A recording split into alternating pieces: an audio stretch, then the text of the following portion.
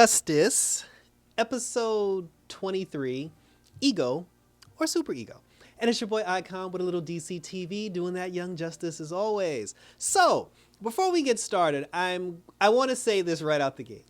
When they decided to do the season 4 of Young Justice, and they put the story arc together, and the writers were like, putting the thing, and they were writing the stuff and everything, somebody was just like, hey, I got a great idea. Let's do a season based on the original 8 characters. They're like, we'll give everybody their own arc, and then we'll kill Superboy, and then we'll put him in the Phantom Zone, and then Dick will come in last. We'll have this whole Aquaman underwater adventure and blah, blah, blah, the 2 sisters and everything. Everybody was like, yeah, this is a great idea. So they write the whole season. They get everything shipped and ready to go. It's all approved. And then one person in the room goes, hey, whatever happened to Brion?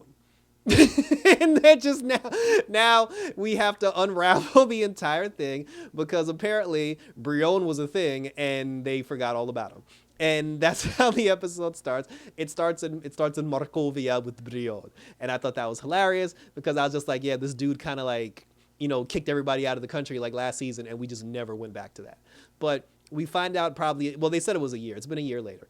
And he has his own group of heroes that Lex Luthor, well, the ambassador had given to him that he took from Lex Luthor. They're called the Infinitors, and they're making Markovia a safe space for metahumans all over the planet.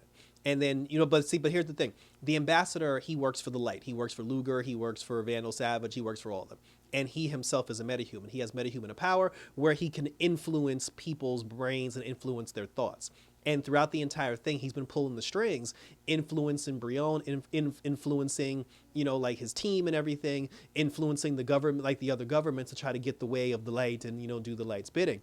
But there's one girl on his team, this black chick with like big blonde hair. She's the only one that's actually noticing that the ambassador seems to be a little off and a little fishy. And she's watching how he's, talking Brion into certain things that he might not necessarily want. And there was a moment where the ambassador had even said something to Brion. He asked him a question. And then the black girl was just like, she was like, okay, Brion, but is that what you really want? And then, the guy touched his shoulder, used his metahuman ability. And he was like, of course, that's what he wants. And then, then he went off into the sunset. Throughout the entire thing, though, Brion is thinking about, he's thinking about Violet. He's got Violet on the brain, but it's not interfecting with his job because, again, he's being brainwashed.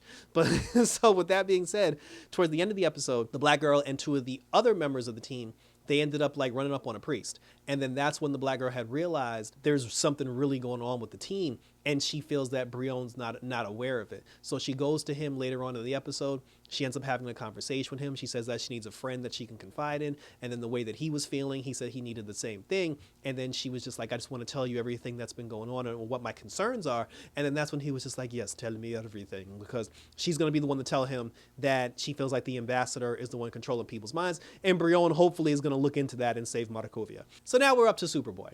And Superboy's still trapped in the Phantom Zone, and I forgot the girl name, like the girl that was with him that he was calling Ghosty. The girl he was calling Ghosty, I forgot her actual name. Saturn Girl. I think that was Saturn Girl. So she finally wakes up because remember her friend had like woken her up when the portal had opened and blah blah blah. So the girl finally wakes up and she's talking to Superboy. She tells Superboy like the whole story about how Zod is like evil and how his son, kills him and does all this stuff and how they're trying to save him. She basically tells like Superboy like everything, and she said, I have the power to fade in between different dimensions. She's like, I can get us out of the Phantom Zone. All you have to do is just come with me and we're out of here. She tries to phase him out of the Phantom Zone and Superboy won't leave. And then she even said, she was like, I can feel your body like resisting my power. She was like, why are you resisting me? And that's because since his mind has already been taken by the Phantom Zone, he's already kneeled to the House of Zod.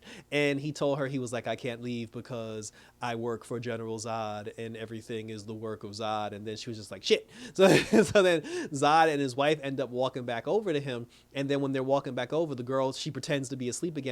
And she's like, don't tell them that I'm asleep. And then as soon as they show up, the woman is just like, oh, what's going on, Superboy? And then he was like, oh, the girl woke up. And then like, he like spilled the beans on her. So then she gets up. And then Superboy basically told them everything that she told him. She was like, this girl has the power to get us all out of the Phantom Zone, but she's not going to take you because she hates you and she thinks you're the bad guy and she thinks you're evil. And he was like, get this bitch. And then like, she was just like, and then actually Superboy had grabbed her. And then he was like, now you must kneel for the House of Zod. And then she was like, I will never kneel. And then she basically disappeared because her whole mission, along with the rest of the Legion of Superheroes, they're supposed to save Superboy.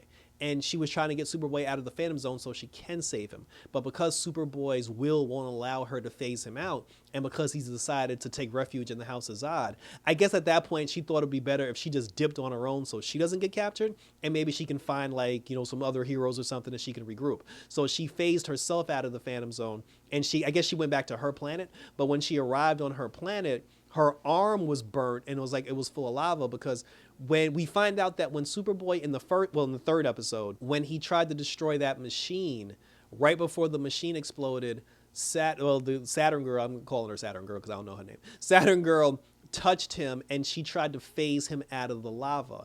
But then, you know, she said that, but because of his density, it didn't work out the way she wanted. And then when the thing exploded, they got caught in between dimensions, and that's how they ended up in the Phantom Zone. But when they ended up in the Phantom Zone, her hand was in the lava when she phased. So I guess like when she phased herself out of the Phantom Zone, she still had to deal with that burn. But I mean, that's neither here nor there at that point. There was a metahuman support group like for all the young kids, and everybody was telling their story. Beast Boy, for some reason, has an emotional support dog, which I find very weird because he himself can turn into a dog and he can turn into any animal that he wants. But whatever. Violet was I don't know why Cyborg's in the group. I have no idea why Cyborg. I feel like the only reason why Cyborg was in the group was just so he can fist bump somebody and say booyah. And then after that, they were talking to Violet because Violet's in the group too. And I'm like, why are you in this group? She said that her best friend Harper confessed that she wants to be more to Violet than just a friend. And then Brion's little sister, Tara, she was in the damn thing too. And she was like, well, I knew that she liked you for over a year now. And then she was just like, how come? She's like, how come you didn't tell me? And then she was just like, it was obvious to everybody. But then, then she was like, I don't know how to deal with these emotions. So now Harper doesn't know what to do, because she said that she was still torn over her feelings for Brion. So she ends up going to Brion. She boom tubes herself to Markovia, and then she goes sees Brion, and then her and Brion have a conversation. And she was like, "Oh, Brion," she's like, "How I've missed you," and he's like, "Violet, I've missed you too." And then they get into it, and then while they're talking, she was just like, because he even said to her, he was like, "Oh, Violet, you look good." He was like, "You have a new costume," and blah blah blah. And then she looked at him, and she was like, "Bro, you still doing the same shit you was doing when I left."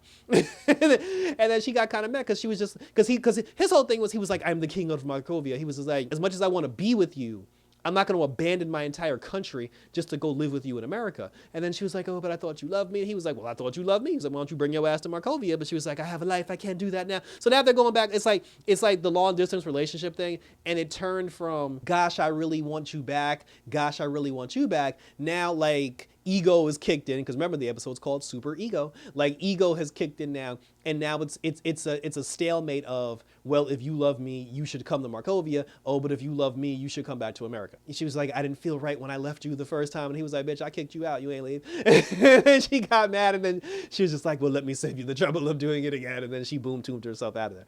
And then that's when like the ambassador came over. And then he was like, "Oh, my king," and he was like, "Get out of my," he's like, "Get out," and then he kicked him out. Now that Brion's talking to the black chick, like he's got some things he got to juggle with. And then in the end, I think Violet ended up calling her friend Harper, because I guess that was the unofficial closure that she needed. And she's probably going to start a relationship with Harper, so we got to worry about that going forward. But from what I remember, Harper doesn't even have any powers, so that's just going to be awkward, because like because the thing is, you're going to do this whole thing to get Harper and Violet together as a lesbian couple, and then watch they break up like 3 episodes later, because Harper's going to be like, "Oh, you're going out there saving the world and your life is in danger and I can't," and it's like, why do we even start this thing? Like if that's watch, that's going to happen. That's my prediction. And then in the final scene, because remember, we're actually talking about Nightwing and the rest of the group, like what happened to them, like their contribution, it's like their story arc, and they did nothing in their own story arc. Their contribution to their own story arc was them going to a junkyard to try to repair the magic school bus, because since Clarion refused to help them, bringing back the school bus, because that school bus has like residual magical energy from passing through dimensions, they need to get that school bus up and running so they can use it as an anchor doorway, so they can pass through and they can get into the Phantom Zone with the hopes of pulling Connor out. They did mention why they're not bringing McGann. And I think I said this like 3 or 4 episodes ago. The reason why they're not bringing McGann is because Nightwing was like, if our mission fails or if we turn out to be wrong, I don't want to get her hopes up for nothing and like crush her hopes and dreams. And I love me some Nightwing and all, but genius, she can read everybody's mind. So she's going to know what the plan is without you even having to say anything. But I mean, she should still, I mean, well, no, she's not in Atlantis now because she went back home. So Lord knows where McGann is right now, but she going to come back at some point. I feel like the only reason why we haven't brought her in yet was because the voice actor probably had something to do and she couldn't like make the show at that point. So anyway, so they ended up bringing back like the gremlins that Zatanna used in her story arc that she was using for like her her proteges, whatever. They bring back the gremlins. The gremlins end up restoring the bus, and I thought that was really funny because the gremlins weren't going to restore the bus for free. They needed payment. Zatanna offered the gremlins Nightwing's SUV. And he was just like, woman, he was like, that's my car. And he was like, I'm not made out of money. And then, and then he had like potato chips in his bag. And then she offered that. It's like, why are we offering all the Nightwing shit? Like they didn't want anything from anybody else except from him. So they gave the gremlins the car. They gave them the chips. They put the bus back together. Everybody put on like these rocket jetpack thingies that they're going to use to, I guess, like navigate themselves through the Phantom Zone. And in the next episode, they're going into the Phantom Zone. And when they go into the Phantom Zone, they're gonna come in contact with the House of Zod. They're gonna see Superboy. There's gonna be this whole big fight. Superboy along with the House of Zod. They're gonna fight, like the Young Justice crew. The Young Justice crew is probably gonna lose. And then when they lose and they exit the Phantom Zone, then they're gonna go get McGann because they're just like, well, we're getting our asses kicked in the Phantom Zone, but now that we know Superboy's in there, we're gonna bring Miss M in, and she basically gonna blast everybody. It's gonna be like an all-out war. But here's the funny thing, and again, I've been mentioning this the entire season.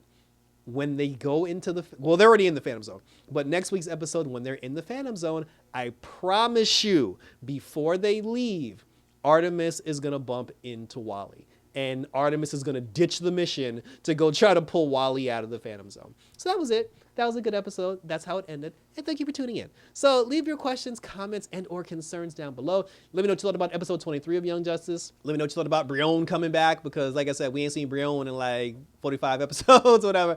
He's back now. How his whole thing plays into the bigger story, because this is episode 23. We only got like 3 episodes left. And Nightwing's story arc only has 2 episodes left. And then we get one final episode where everything comes together. But share your questions and your comments and your concerns, and we will continue to talk about it. Hit me up on Twitter and Instagram. Hit the notification bell so you get notified, because right now, we're only doing 2 shows right now because Superman and Lois doesn't come back until the 31st of May. We got Young Justice as always, and we're still doing The Flash. People ask me about the She-Hulk thing. I don't know. I might do it. Well, hell, in the comment section, tell me if you want me to review She-Hulk or not, and we'll see what happens. We'll see what we can do for this. Thanks for tuning in, guys. So until next time, for some more Young Justice action, don't forget to subscribe, keep your ego in check. Until next time, we're out this bitch.